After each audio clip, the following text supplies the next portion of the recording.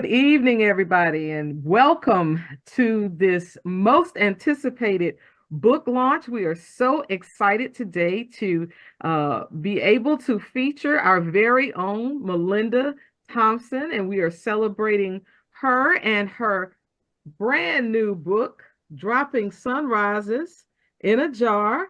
Many of us have it, and we're going to make ways. If you don't have it, we're going to lead you to it. But we certainly are excited today to have her to come and share with us. She's going to do a reading, and then we'll have some questions and answers. Hopefully, she'll give us some answers. And then we're going to go into a wonderful open mic. But right now, I just want to thank you all for coming. My wonderful co-host, Karen Stewart, will be making sure that we're all together. And And so I will probably be muting people if you are not the person that should be speaking. I will right. probably mute you. Yeah. So anyway, but we're glad you're all here. So on to Melinda and Dropping Sunrises in a Jar. Each poem in Dropping Sunrises in a Jar began as a way to understand why birds appear so happy at sunrise. Written from notes spanning over 20 years, Dropping Sunrises in a Jar glimpses a nature's inner workings of joy. In free verse and forum poem, sunrises from across the globe are depicted in a variety of awakening colors and sounds. Poems recount the morning opera from locations like a sleeping car on a train going to Beijing to construction crane noise in Prague and cooing of doves in North Carolina and canyon towhees in Arizona. By organizing the poems into three sections, I'll tell you how the sun rose, a ribbon at a time, and the steeple swam in amethyst. The readers ultimately find themselves gently released back into their world with signs of hope. And now about Melinda. Melinda Thomsen's Armature from Hermit Feathers Press 2021 was a finalist for the 2022 Eric Hoffler Da Vinci Eye Award and an honorable mention in the 2019 Lena Schull Poetry Contest from North Carolina Poetry Society. Her books, Field Rations and Naming Rights, are also from Finishing Line Press, and her latest poems can be found in Salamander Magazine, Artemis Journal, FEMA, the Ekphrastic Review, Poetry Miscellany, the New York Quarterly, and Poetry Quarterly, among others. A 2023 Randall Jarrell Poetry Contest honorable mention, 2019 Pushcart nominee from the Comstock Review, and a semifinalist in the 2004 Discovery, the Nation Poetry Contest. She is an advisory editor for the Tar River Poetry and a recent vice president of programming for the North Carolina Poetry Society. A graduate of Mount Holyoke College, she received her MA in English from the City College, CUNY, and MFA in writing from Vermont College of Fine Arts. She is the Writing Center coordinator for the John Paul II Catholic High School and lives in North Carolina with her husband, Hunt, 2 cats, and 1 chicken. We are so excited and just overjoyed to have her here on this evening to share with all of us Dropping Sunrises in a Jar. And Melinda, you can take it away. All right, thank you, Regina. I'm always like, when I hear the bio, I'm always like, who is that? I'd like to meet her. And we do have, I have to correct my bio. We have 3 cats now, 3 cats and 2 chickens. So that's, so this collection, I've been trying to figure out which order to read the poems. And I think what I'm going to do, I spoke a little bit to Karen about how this book is organized.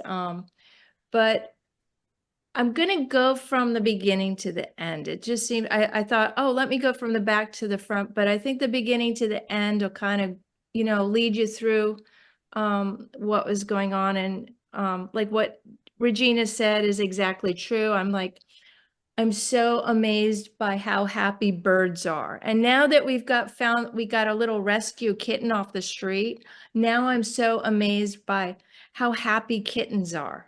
I mean, this kitten is just like off the walls happy. And I would really love to learn that. So this is what this book is exploring. So I'm going to start with the first poem, Within the Rafters. I closed the chicken house door and looked up at the stars hanging as if from rafters, when I noticed one floating across the sky, moving 5 miles per second. The International Space Station carries its astronaut cargo, and from there they can see 16 sunrises every day. I looked down at my feet, at my home upon this blue marble, wondering if I could live orbiting among a daily influx of miracles and in a constant awe of what I can't imagine.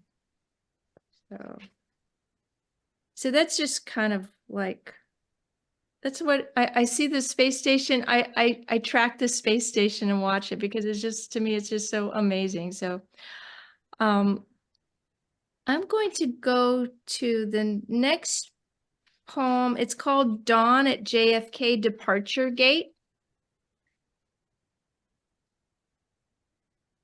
A pigeon nesting in the eaves coos as the sun rises and a plane leaves. Dawn casts its Dawn casts its runways of light through 20-foot tall windows, and sparrows fly low through the terminal above the massed passengers at the gates. Here we sit corralled and hushed, unaware of all the wax and feathers it takes to fly towards the sun. At home, I watch doves outstretch their wings and ascend upwards for yards, as if nothing could happen, as if no hawk ever circles above our house, and no car could ever suck them under its chassis and leave them fluttering awkwardly by the side of the road. Unlike them, I head into safety or peril, trailing 100 worries. I embark for 6 months across the Atlantic as the anti-Icarus who has planned her escape to survive the flight.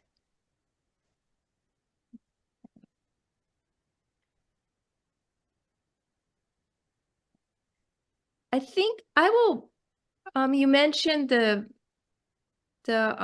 sunrise in the train. So I'm going to read that one. That's the zoetrope, Sunrise of the Taihang Mountains.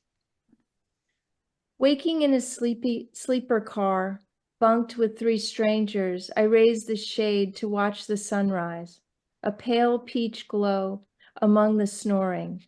Cornfields stretch beneath gauzy clouds as our train enters a tunnel, and metal sounds reflect off its stone interior as we exit. The ochre sky lightens, then another tunnel, and again a waterfall of noise. Now the sun glows behind mountain peaks and mist rests in the Taihang Valley of lush shrubbery when a tunnel eclipses that view. The train travels through tunnel after tunnel, but between glimpses the sun rises, and we emerge into a village with streams edging the foothills, framed with cornfields and box houses. A man feeds his donkey. The child in our cabin coughs. For the Chinese, the road over Taihang means the frustrations of life.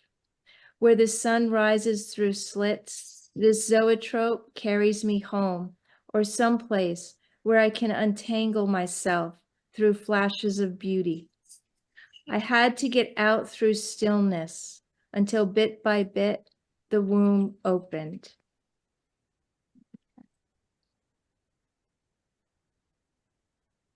So the each section isn't, it comes from, you probably noticed the Emily Dickinson poem of the sunrise. And for my whole I don't know when I first read that poem, but ever since I first read that poem, I've always been kind of wondering, like, I really should see a sunrise but I was always so lazy. I didn't want to wake up and go see a sunrise. So I am going to read the title poem, and it's called Dropping Sunrises in a Jar. When daybreak edged the earth, I would roll over, unlike the birds. It was as if we lived in separate jars.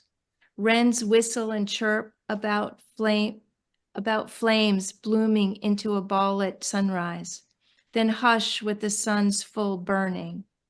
I used to sleep through the daily burning, but I didn't care much how the earth rotated itself into another sunrise. But years later, I wondered why birds got so excited about a horizon in flames. So much time I've spent within a jar. The birds, too, live in a sort of jar, but they focus outward and seem to burn with a gratitude that fans their inner flame. See pelicans fly above the earth? They dip and lift until the idea of bird becomes a winged embrace at sunrise.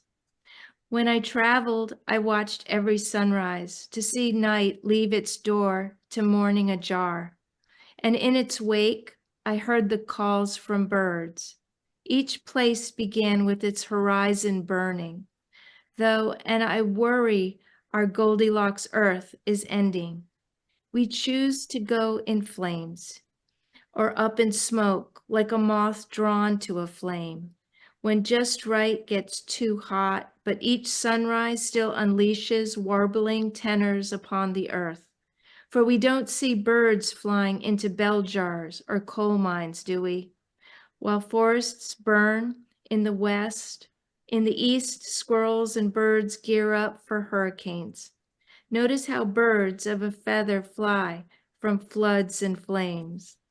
Instead, I wake to the sky's daily burning in these my sunset years to collect sunrises.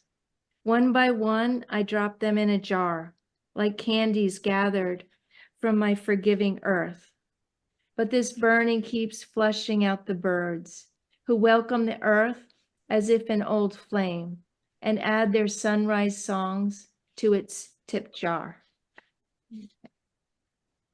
Oh, Melinda, I just have to make some noise.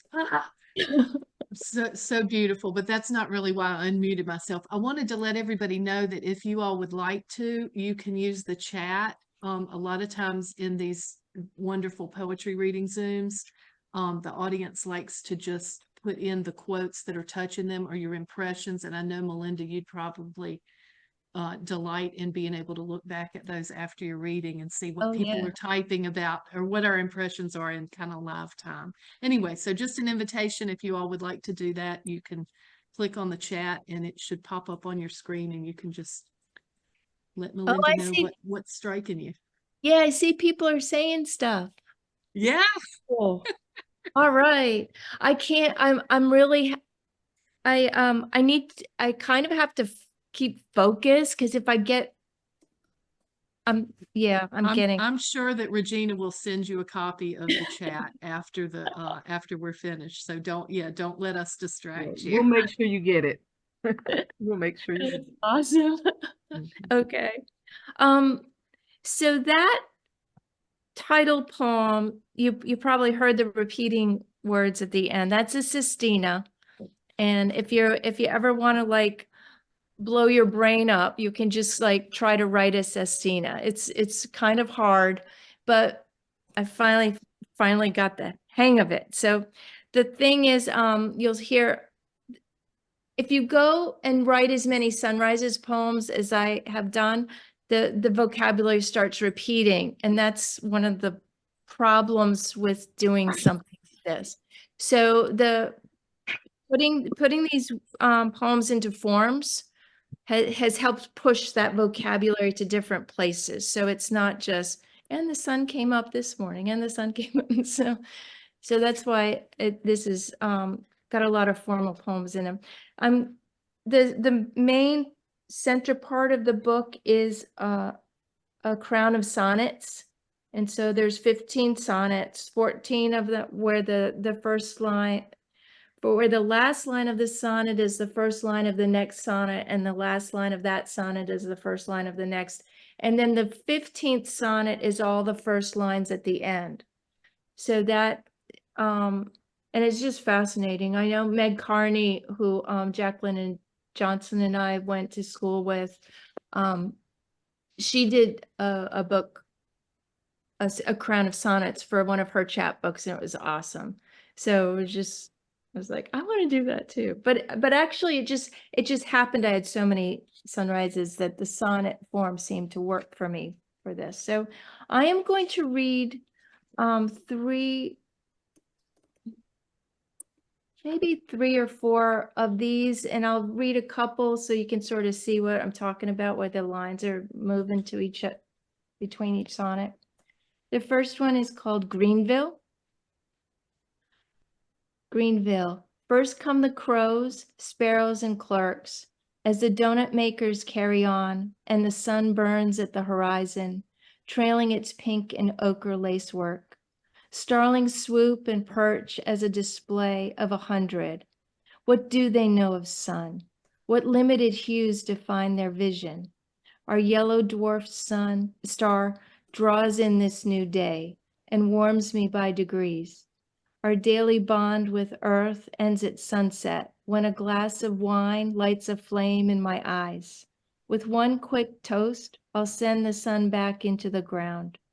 I feel birds tugging on my heart like twine, but I'm a flame holding to her wick. Number 2, New Year's Day. I'm only a flame holding to her wick as the decade enters, streamed in flutes of clouds. Commuters take their routes across bridges edged with lamps clicking off pearly lights. The horizon behind a building glows burnt orange as more cars hum by and dawn arrives pouring peach and amber in the sky. Aligned on power lines, starlings keep their rows, facing sunward and waiting. Towards the east, behind some trees, the sun's a growing flare, shaping into a sword, and birds crow when the sun rises like a flaming beast and earth ushers in its power star. Number 3, Maui. Okay, it's confession time. I have not been to Maui, but my friend went to Maui and she sent me all these pictures of Maui. And so this is this is the poem from Maui. When earth ushers in its power star, my friend says her sunrise arrives with chattering minas which drive her crazy. Next, a deep mauve appears in the horizon, almost the same way as here. Photos of a palm tree sweeping an arc across the sky, and 3 tourists, bright as skittles, arrive to claim their spots on the beach. I smell the saline Pacific breezes, but here in the east, currents control the Atlantic's warming tidal wars, which heave back and forth into hurricanes. While NASA searches for suitable planets, Goldilocks considers moving to Mars. Okay, and then we've got New York. As Goldilocks considers moving to Mars, some heavy metal colored clouds hang low and rose contrails drift near the Triborough Bridge. At dawn, squawking gulls glide far above while I lean on the railing of iron bars. The birds get so excited. Why can't I let go with joy at rising suns like sparrows? They chirp in maple trees with a repertoire that ascends. The pigeons unite in an arc across the striped dawn's sky, crisscrossed with ochre, rust, and beige. Rubies glow upon the bridge's pylons and dot the dark. The sun arrives in the finale to toss its molten light and speckle the surf below. So there was one, there's one city, Prague, where there were no birds. There was just construction. So, but it was sort of the same thing. So, Prague. The polished handle flashes at the door when the light reaches the Diplomat Hotel. The sun's a burning coin whose strength swells and glows above the trees. Nearby, 4 tramps enter Devicha station as scores of commuters descend the metro's stairwells. Here, no chatty pigeons or sparrows foretell the dawn, just traffic, sounding more and more like an orchestra of cars humming and buses braking with squeals that hiss. Even a fountain flares its beating drums. While tourists like me sleep, the Czechs insist on construction with cranes that jerk and thrum, with a screeching that lifts, not even mist.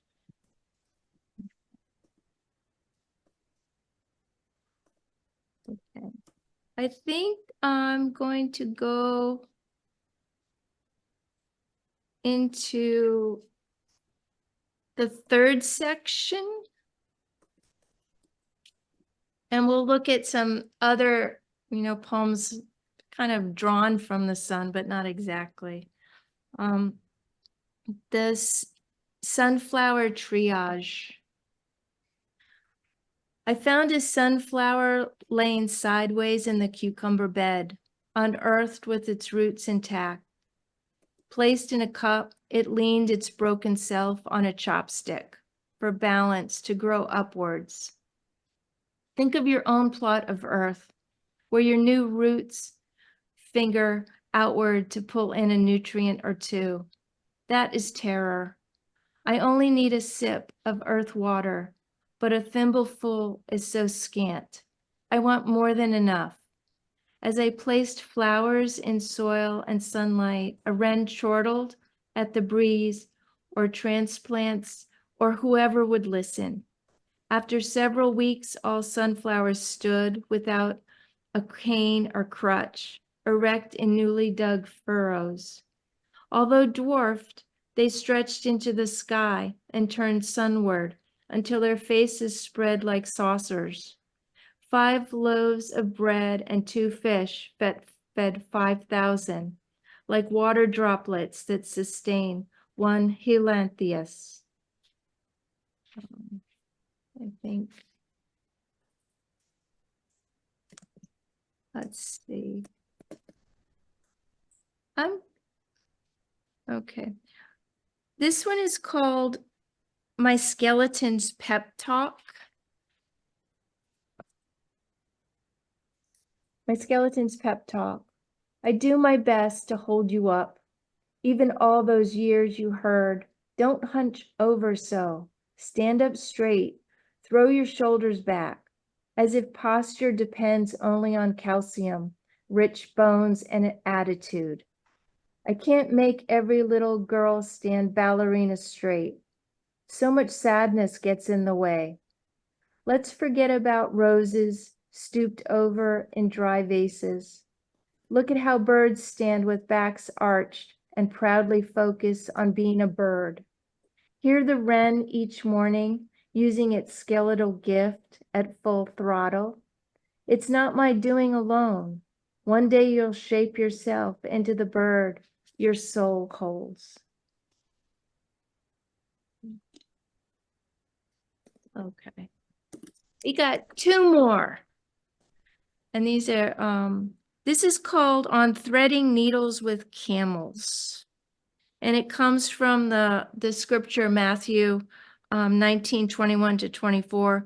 It's easier for a camel to go through the eye of a needle than for a rich man to enter the kingdom of God. on threading needles with camels. My husband wears jeweler's glasses to thread needles as he patches clothes. When I see him sewing, I see camels.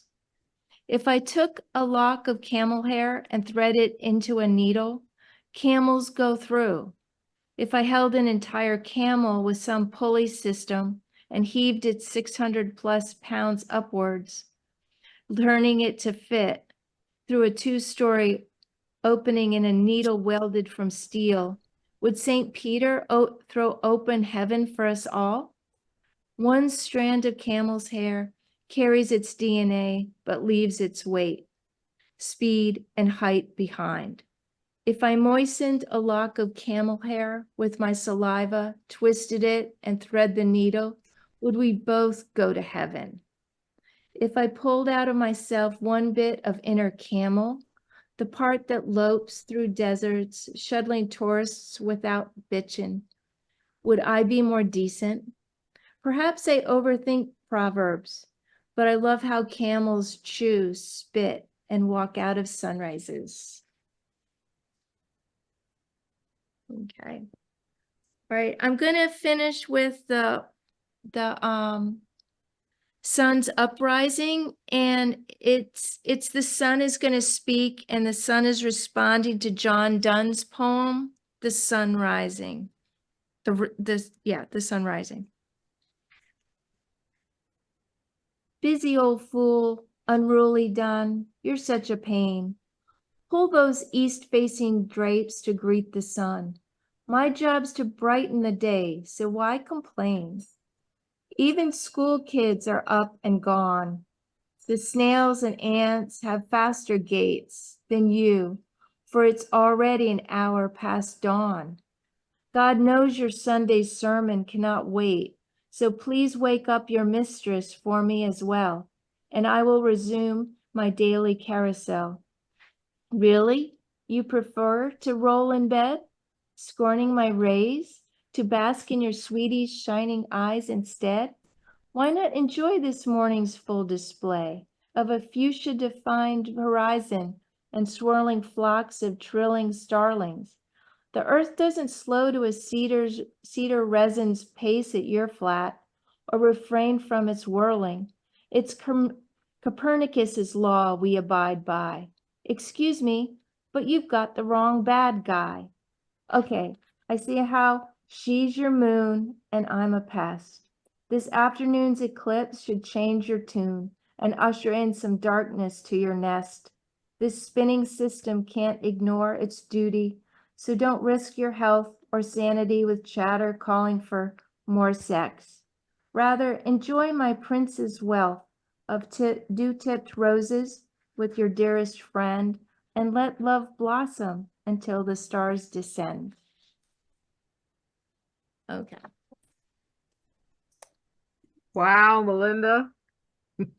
So many things. It's really interesting how when you read your poetry is one thing, but to hear you voice it gives it another level of just it was beautiful. Beautiful reading. I know Karen's got the bust. I'm about to bust. Does everybody just want to unmute for a moment and give a big round of applause and some whoops and whatever else compels you to make some noise? Because that was amazing. That was Wait, beautiful. Enjoy that. wait. I see Michelle Michael in the house. She's from Maine. Can I read my Maine poem? Yes. Because Yes. this It's was your written, reading, Melinda. Yes. Have your way with it. is that okay? That is Because fine. Perfect. this one was, Yes. the main poem was written in her house. I got up and wrote it. So it's on page 16. Hi, Michelle. Is she muted? She's not talking to me. She's being politely muted, unlike me. So. Okay, so this is Maine. This is Michelle Michael's house. Okay. And if Patrick's there, hi, Patrick. Okay. Maine. With a screeching that lifts, not even missed, the warblers, nuthatches, and oven birds are dawn's harbingers that wake and lure me from bed. The late risers consist of crows cawing and sounding rather pissed. Across the way the sun arrives mirrored in the pond, and its flaming self appears between the oaks. A chipmunk clucks amidst a motley bird chorus raising hell, with witchetty weeps and phoebes pouring from the trees.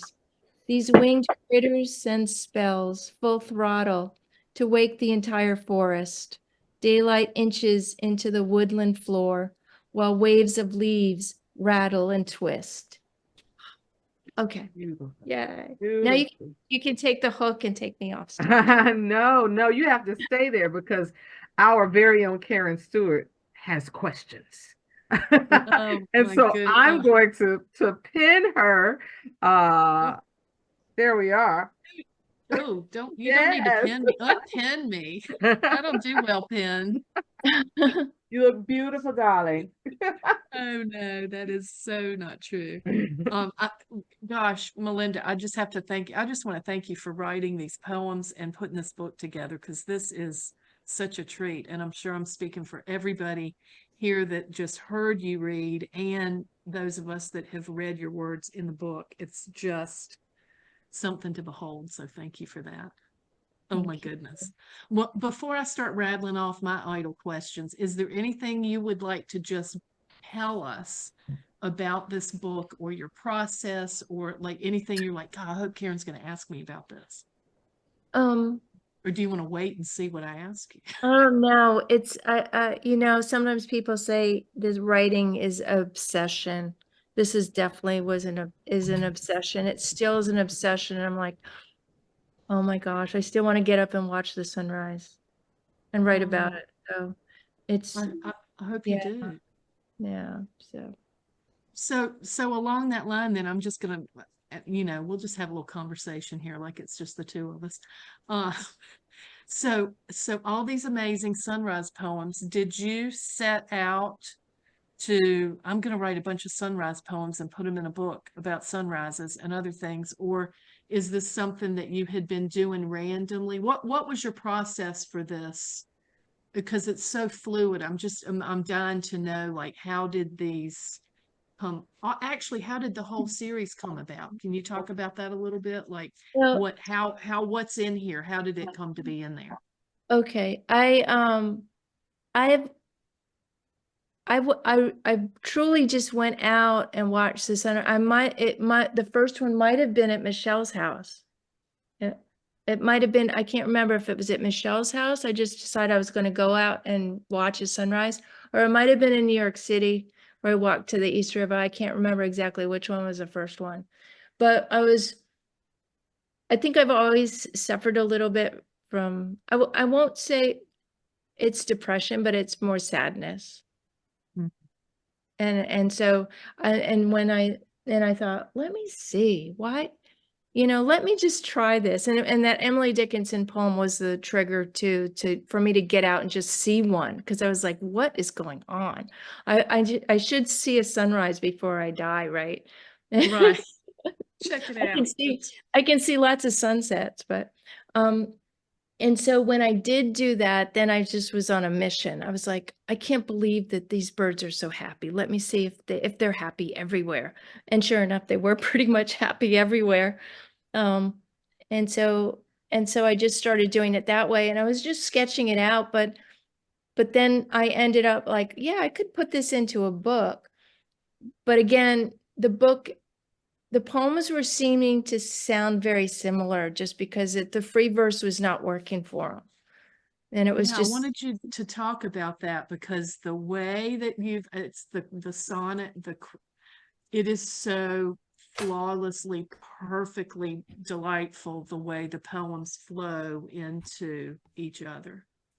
Well, that's like maybe the fifth iteration of those poems, at least. So they started off in free verse, and then I didn't know how to do meter because I can barely clap, I just have no rhythm. And so I found a book by Stephen Fry, who's he's a an actor in Britain. He's one of the, he's a comedian in Britain, but he's really into poetry. And he wrote a whole book called anyway, it'll come to me. It's like and Somebody Google it. all I'm on sure meter. somebody's Googling it. Yeah, and it's all on meter. And it was the first time, and I did all the exercises that he said to do to learn meter and iambic and stuff. And so I really worked on that to teach myself, and that's how I was able to get the poems and the sonnets themselves are my own. Like the Shakespearean sonnets end in a couplet, a rhyming couplet. And I was like, oh, this is just really sounds corny for these poems.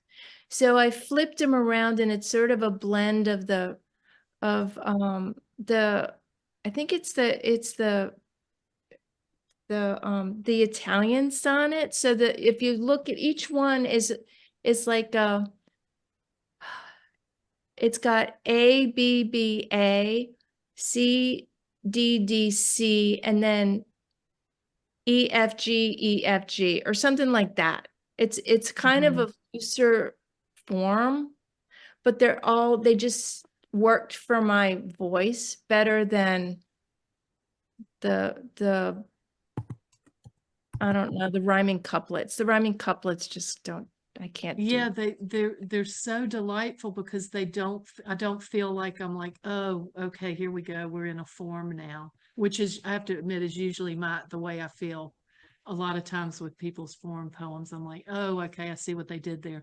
But these are so beautiful the way they flow. And I love what you did with the first line and the last line and moving them, weaving the poems together. It's just like I was actually weeping when I kept going back and going, oh, that is brilliant. It's just such an effective, as a reader, it was really rewarding to be able to move through that series of poems that way, because like the one poem would end with this beautiful line, and then I go to the next one and I'm like, oh, and I thought that was beautiful, but oh, this is slightly different, but it just links it. Oh my goodness, it just links it. It's so how could you, I cannot imagine how delighted you must have been when you would make that connection. Well, it's fun, and I like doing like jigsaw puzzles with 2,000 pieces too. So Yeah, okay. if you like doing something like that, it's kind of fun. The other thing that I didn't realize was the volta. With these poems, they can be like descriptive sonnets, landscape kind of sonnets, but you have to have that volta in there. So I had to go through all those. Once I had the crown done, then I had to go through, does it really have a volta here? And so I go through volta, and that's like my New York accent. Sometimes I get excited. I sound like I'm really from New York. The volta. Volta. And so I would go through and look for the volta, which is the shift, which is like the aha at the bottom of the sonnets. And so I had to go tweak that to make sure it worked. And then the last poem is like, it's like a brain scrambler, because you use the first line from all the poems, and it has to make sense. It has to make sense. So you have to go through and you just kind of keep thinking, how can this make sense? So, yeah. It's seamless though. I don't know how you did it, but you did it really well. Well, it took me 20 years, 25 years, but some people probably do it faster. So were most of the poems, I know you said they were free verse originally, were most of these like random poems that you had written through the years, or once you formed the idea, were you like, I'm going to go back and write one about that time that I was in Chicago or whatever? I'm just kind of prying into your process. It's both. It's both. Okay. Okay, so I had a collection of the sunrise poems. The poems towards the end, I tweaked and I added a sunrise. I added this nice, because I thought it was showing a different aspect to the internal sunrise, or how you can bring it into yourself. So the sunflowers are also worshiping the sun too. So that was something I was looking at. And then the poem about the camel. I never had it was walking out of a sunrise, but I just put the sunrise, just changed it and added it. Because you do see those pictures of the camels, walking across the desert and the sun is behind Right. them. Yeah. So I thought, well, that would work. Then It doesn't feel, the whole book is so cohesive. It's just really beautiful how the poems lead one into the next. And the sections, I really love how did you come up with the sections? Was that something that the poems told you, I should do this?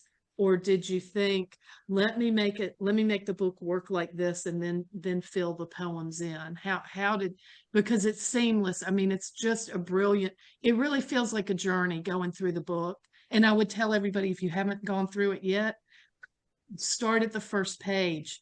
Don't do the little hoppy thing. I mean, that's what I'm doing for my second run, the hopping around. But it's so beautiful starting at the beginning. I really feel like I've been on a journey, not just of sunrises, but of like a kind of a spiritual sort of journey, like this is a person becoming who they want to be. yeah, and I think That's how it feels to me. yeah, Did and it feel like that to you? no, it was more pieced together. It Oh. was because the middle section are all like sketches of sunrises that I saw in different places, right? And so the first part, like that's where the Emily Dickinson lines come in, like it's like, I'll tell you how the sun rose. And then the second section is a ribbon at a time. It's like analyzing the sunrise, right? Sunrise. And then the third section is it kind of opens it up. The steeple swim. Well, what happened after that? Did that change the world, right? The steeple swam in amethyst, which is how it looks to the world, right? So the first section is my musing, and trying to understand what's going on, because it just makes me I want to be happier. Okay. And then the ending part is just like how it's just, I guess more musing about what all the sunrises I saw. So Karen, I have to interject. Can I interject? Yes, Am I allowed? please. Yeah. Okay. So, am I correct in assuming that Goldilocks is your alter ego? okay, Goldilocks. No, the Goldilocks planet. So I think I might not have said this. My brother works at NASA. He works at Langley, and he shot up a satellite like 4 years ago. He calls it Ugly Baby.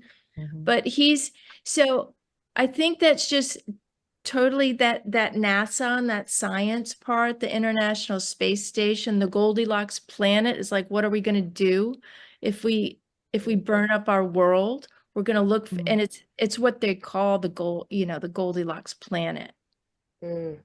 So, I mean, I could be, see, that's what's so interesting when somebody else reads it, because I never thought of myself. I am a Goldilocks. I just want something middle. Karen and I had the discussion. We had a discussion. We had the discussion. I was like, definitely Goldilocks. Not too hot, not too cold. Melinda. It worked. It worked. We had it all figured out, Melinda. Right. Yeah. No, this is pretty much like the science part with my brother. Yeah. My brother works at NASA. Now, I do just want to say a couple of people have commented in the chat. Of course, Michelle Michael said, so good to see you and hear you read your work. And Lucinda True says, such a fine collection, Melinda. Joyful, poignant, piercing, all at once. Thank you. Thank you. May you enjoy all the sunrises. Yeah. Just wanted to let you know, not just catch that in the chat later. Yeah. I see Laura is so awesome. Oh, Laura got from the Ode Less Traveled. She's yeah. That's the book with the meter. It's just a wonderful book, because everybody just said, oh, it's just unstressed stress. It's like, well, if you have no rhythm, It still doesn't work. The other thing that I thought was fascinating is Elizabeth Coleman is one of my writing in my writing group, and she called it hope punk. So that's something that I thought, oh, it's a category. Hope punk. Yeah, that's what I do. I'm definitely more hope, I guess, punk. But I love that. It's yeah, very hopeful. The Yeah. poems feel hopeful. yeah. Yeah. So, yeah. Melinda, I did want to ask you about the beautiful design of this book, the cover, and what would tell us about that? How'd that come to be?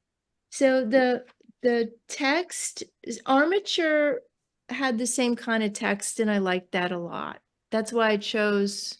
Yeah. You mean So this? yeah. So you see the Armature, it's the same kind of style of the text itself. Yeah.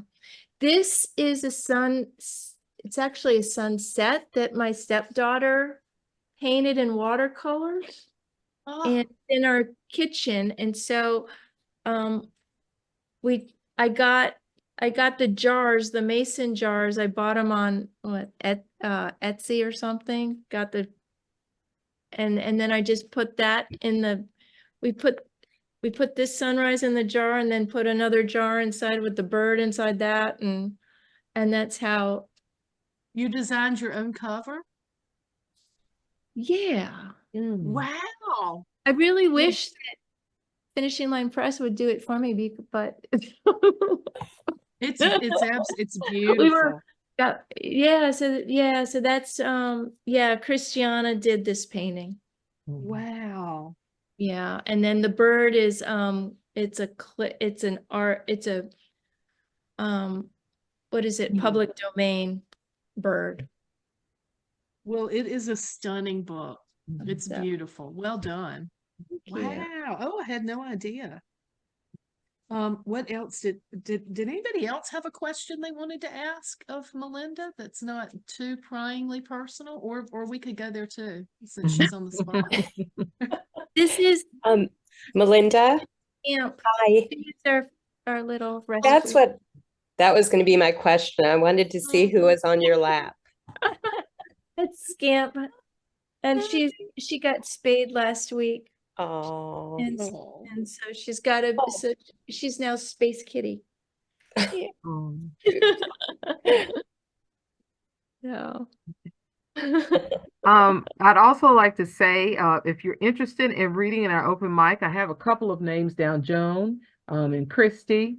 If you're interested, please let me know. I've got Karen. Yeah. Yeah.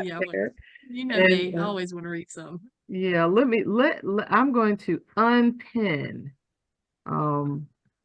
you so we can all see each other. Yes. Thank you so much, Melinda, for just giving of yourself. It makes the reading so much more personal. And we just appreciate you answering the questions and being transparent and saying, I didn't go to Maui, Yes. And that's real. Because sometimes, you do hear poets say things as if that really happened, and then you find out and you go, wait a minute, I didn't know. So we just thank you for just always giving of yourself. And let's give Melinda another hand. Yeah, everybody can unmute if you like, and let's do a big loud applause. Yes, you can come off mute and say, you're the greatest. Okay. So like I said, I have Joan, I have Christy, I have Karen.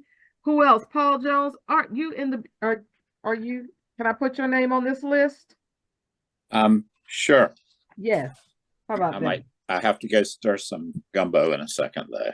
Okay, so do you want to go So first? if I seem to vanish because I don't want any burnt roux. Well, I think we might need to allow you to go first here, because we don't want you to burn the gumbo. That's right. No, we don't want the roux to be a disaster. You can read something necessary, Paul. Yeah, I have something I can read. Yes, and we see you. It's wonderful. Your camera's working. That's wonderful. Well, I found the external one. Okay. Oh, good. Very Yay. good. Very good. Okay. Anyone else Regina, here? you're reading. Regina, are you Yeah, reading? yeah, I will. I Okay. will. I definitely will. Anybody else? It's a good crowd. I It's know a there are kind some, I crowd. know some other, Janice, Celestine, Lucinda. Lucinda? Jackie. Yeah. Jaylyn. We'll see. Thank you, though. Okay. Okay. I All right. want to hear these for poets read their stuff. Okay. Jaylyn, are you interested in reading? Yeah. You guys are awesome. Yeah. Jaylyn.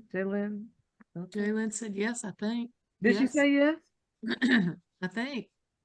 Jaylyn, did you say yes? I didn't hear anything. Lucinda wants to read. Lucinda wants to read. Okay, very good. Yeah, she Okay. just said. Oh, great. Okay. Okay, I need to look over here, I guess that's right. Okay. All right. Okay, so I have Joan, Christy, Paul, Laura, Lucinda, Karen, and me. And are we going to do our traditional? Karen and I started this tradition. Really, Karen started it. You know, that the poet, our featured poet, will close us out with one more poem. Do you have one more poem, Yes, Melinda. Melinda? After open mic, right? At the end Yeah, of right at open the end mic? of the open mic. Yeah. Yes. Okay. It can be anything, Melinda. Yes, that's right. It can be any poem that you would like to share at the end if you no pressure, but you have to read something now. Right.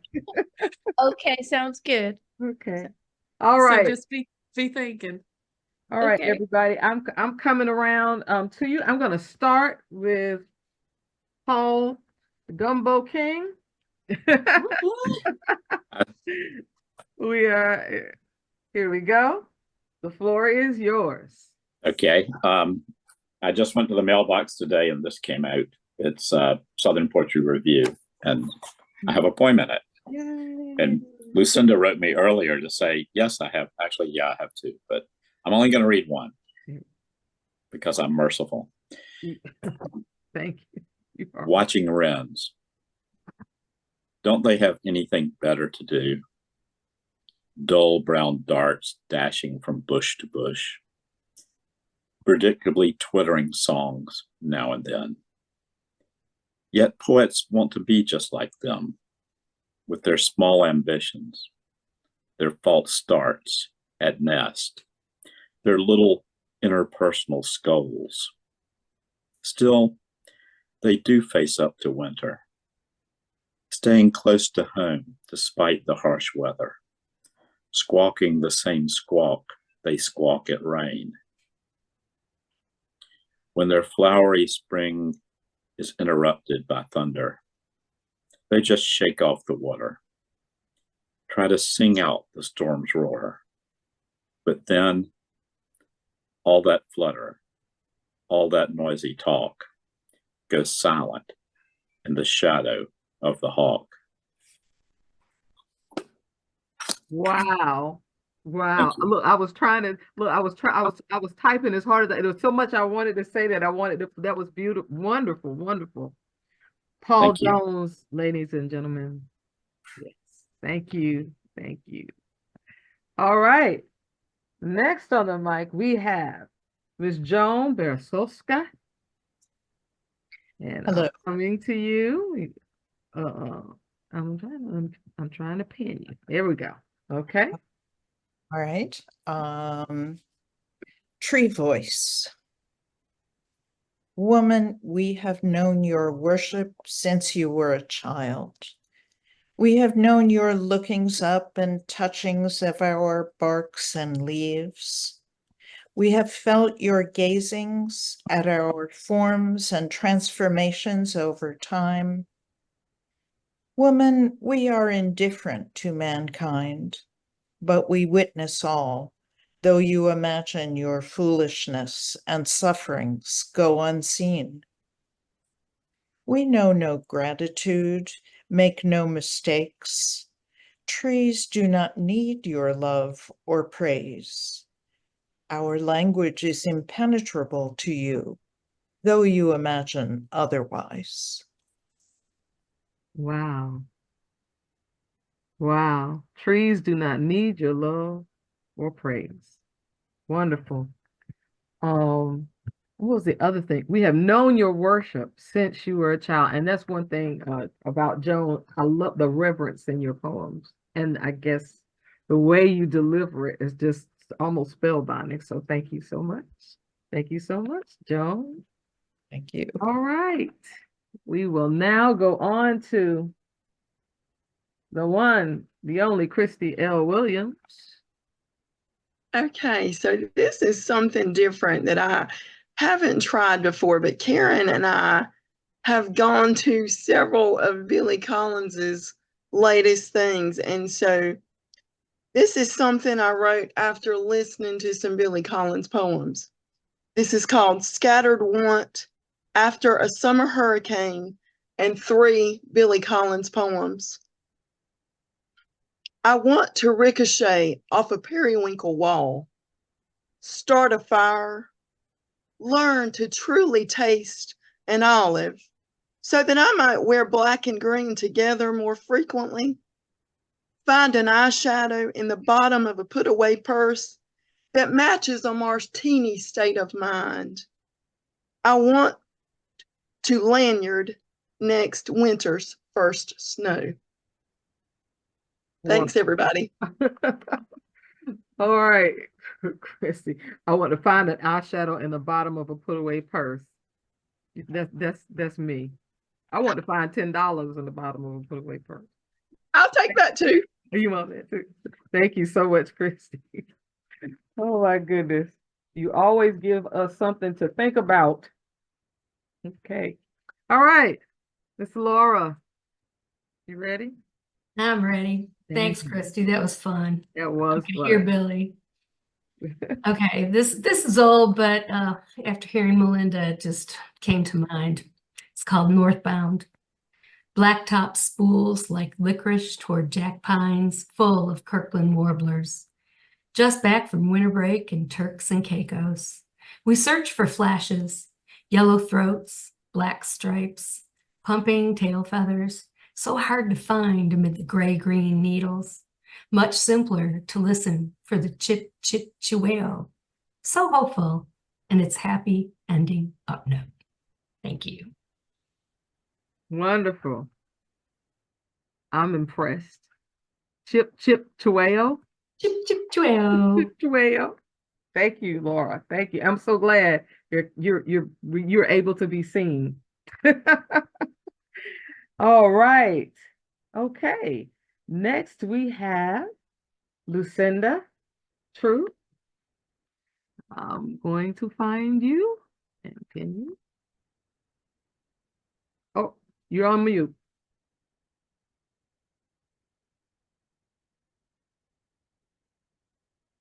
No, I can't. Oh, I don't know. I can't. I don't see anything on this end. She's unmuted now. Are you okay?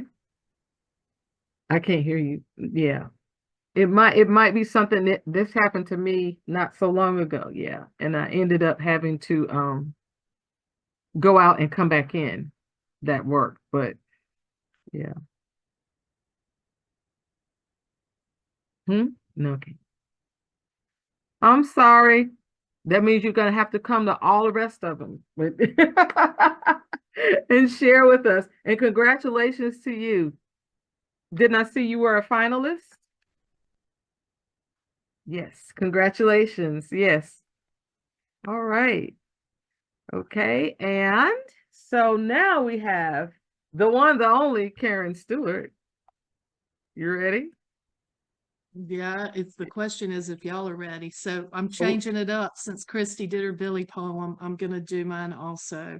So Billy Collins had a poetry broadcast that he started during COVID as I think it was a public health service that he was doing where he would read and talk about poetry every day live on Facebook. And he did it all through COVID and has continued doing it, not every day, but frequently.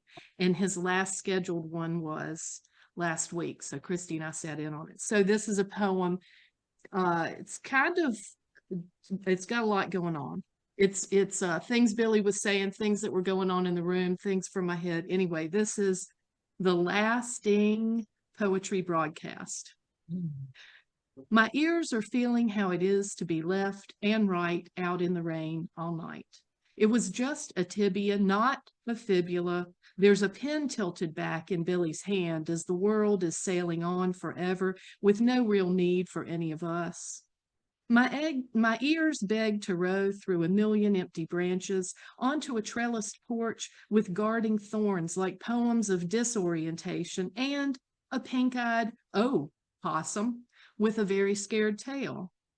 The humble narcissist loves the finger-painted portrait looking over his buttoned-up shoulder, and don't we all want to have a yellow submarine rubber ducky somewhere in our closet of ruffled waters? I keep adding bags of tea to the dwindling black sea in my cup, while the meanwhile has Billy reviewing his sins in the presence of that tail-twitching possum wandering the patio now in the gray's day dreaming. Thrift charges us ever so kindly, but poetry spares no expense when it comes to big brassy buttons on poets. The danger is of living too long and whittling all of your pencils down while the stars are still, somewhere cueing the jazz to just let it go on for a little bit longer. Yes, Billy ma'am. Collins, y'all. Yes, Billy ma'am. Collins. That's D. Karen Stewart. She is wordsmith extraordinaire. That poem has a lot of borrowed words from Billy Collins, who was reading his poems and talking with his wife, and it was a word fest. Right. It was wonderful. All right. You and Christy riding the wave. Oh yeah. Gotta ride that Billy wave. Okay. So one more time, is there anyone else in the room who wants to share? If not, I will share, and then we will go to the woman of the hour, Melinda Thomsen. Okay. So this poem, I was trying to look for nature poems, and I always joke and say, you know, I'm not a flower writer. So I'm going to give you a moon poem. This poem is entitled, Maybe God is the Moon.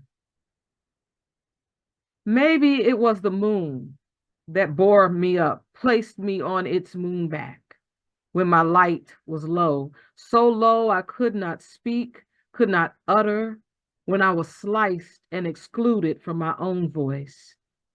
Maybe it was the moon that circled me through stages, plunged me into cold and silent darkness, turned me away from the light of a prideful sun, shocked and awakened my skin, nestled me in craters where my breath did not matter, allowed me to emerge in stages so that I, perched high, could witness that indeed the wages of living is death, paid early or late, and the tides will live longer than I.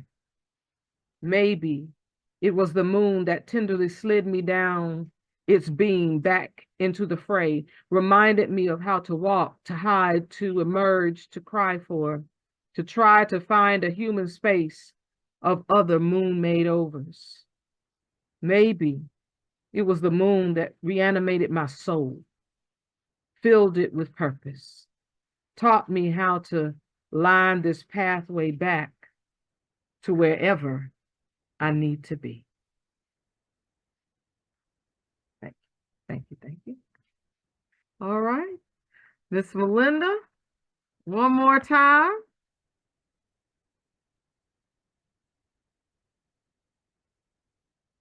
Unmute. So I teach high school English and we've been doing poetry out loud. We did poetry out loud last year. And in order to get them started, I memorized a poem. So they could see that, the teacher can do it too, right? So here we go. I'm going to do the poem, and of course it's from Emily Dickinson. So hope is the thing with feathers. Hope is a thing with feathers that perches in the soul and sings a tune without the words and never stops at all. It's and sweetest in the gale is heard, and sore must be the storm that could abash the little bird that kept so many warm. I've heard it in the chillest land and on the strangest sea, but never in extremity did it ask a crumb of me. Mic drop, right? Yeah. I love that one Yay. crumb because it reminds me of Elizabeth Bishop's A Crumb, that breakfast that she does. Yeah. So, okay, that's Oh, that Well, was That's beautiful. a favorite of mine. So I'm so pleased you did that. Oh, yeah. Yeah. yeah. Thank Beautiful. you, Melinda, for again everything that you've given us this evening. We go away edified. Thank you all for coming and supporting this wonderful poet in her ventures, dropping sunrises in a jar. I'm going to put this again in the chat. It's in the chat about through. So if you're trying to figure out where to get it from, click that link. You can do that. Also, you can save the chat as well. So if you go down to the bottom on my computer, there are 3 little dots at the bottom of the chat, and you click on that and click save chat, and it will save it to your computer. Okay. All right. Any other thoughts? Everybody good? All hearts and minds are clear? Yes. Yeah. Melinda's got something. If anybody would like a signed copy, if you could just email me and I can sign it and send it out. It's, Karen, you got yours pretty fast, huh? I got it super fast. Thank you so much. I was so delighted. Yeah. It came safely and quickly, and I love it so much. Thank you. This would be a lovely gift. I'm just saying, y'all. If you love it, you turn somebody on to it because it's beautiful. It is so. I cannot wait to reread this over and over many times. Yeah. And so fun now to have heard you talk about the poems and how they came into being and hear them in your voice. Right. Thank you. Thank you, everybody, for coming. Thank you, Great. everybody. Thank you for And this doing will be posted on the Poetry Society Facebook page as well as on YouTube. And so be on the lookout for it, and you can live the glory of this reading again and again. All right. Okay. Everybody have a wonderful evening. Be safe. Miss Lucinda, we're going to hear from you. We're going to make sure, I'm going to invite you in early. And test that mic, right? Yeah, we can have We'll that mic troubleshoot it. ready. Yes, yes. All right, everyone, take care. Have a good evening. Have a good evening. Bye. Thank you. Thank Good night. Good night. you. Good night.